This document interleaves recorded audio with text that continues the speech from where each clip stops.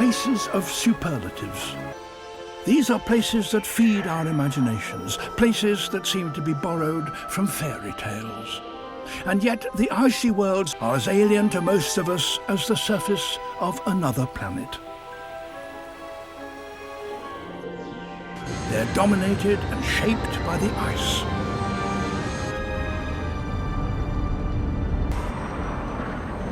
We'll be travelling to all parts of these lonely lands to witness its wonders, perhaps for the last time, and to discover some extraordinary examples of survival against all the odds, as can be found anywhere on the planet.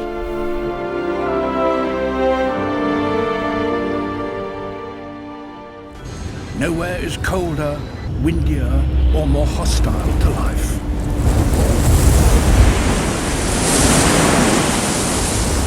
Up here, it's easy to see why the polar regions are so cold.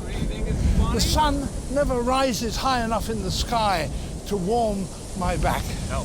And those rays that do strike the surface are mostly reflected back from this great whiteness.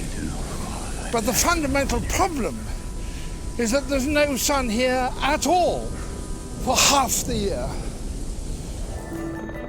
This frozen world is starkly different.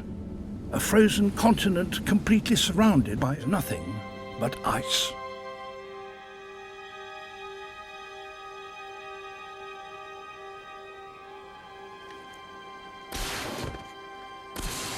It's a bleak, quiet world.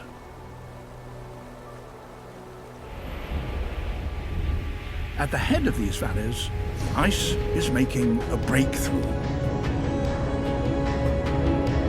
These ice blocks are the size of skyscrapers. Now explorers are revealing other worlds carved from solid ice.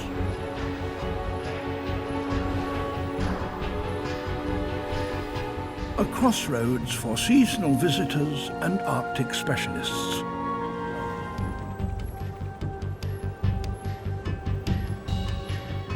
They were travelling on foot, and their first sight of these mountains must have been daunting indeed.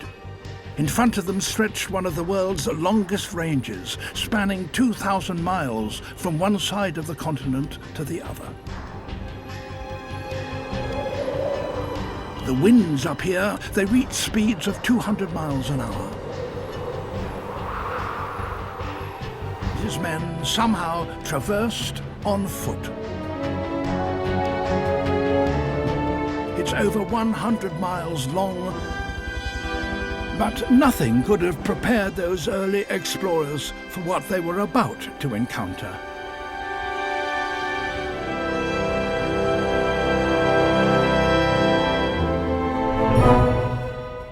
Miles ahead, a single female eventually comes into view. Exactly what the male is seeking. This is an exciting prospect. She's clearly giving off the right signals.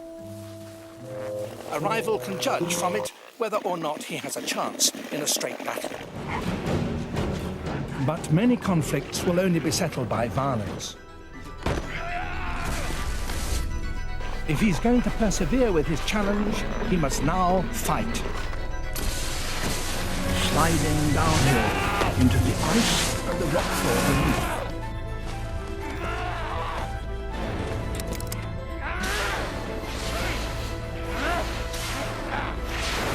The fighter's suit is particularly thick and prevents serious injury. Stop it! The pair can do a lot of damage.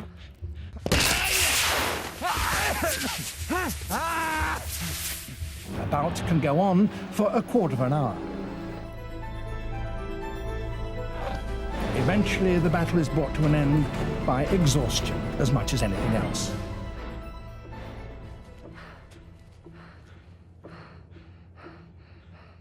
There's no surface. Today, there is someone better than he. Victory here will gain important ranking points on a male's way to the top. their fights are nonetheless serious. Losing one might mean never getting the chance to breed ever.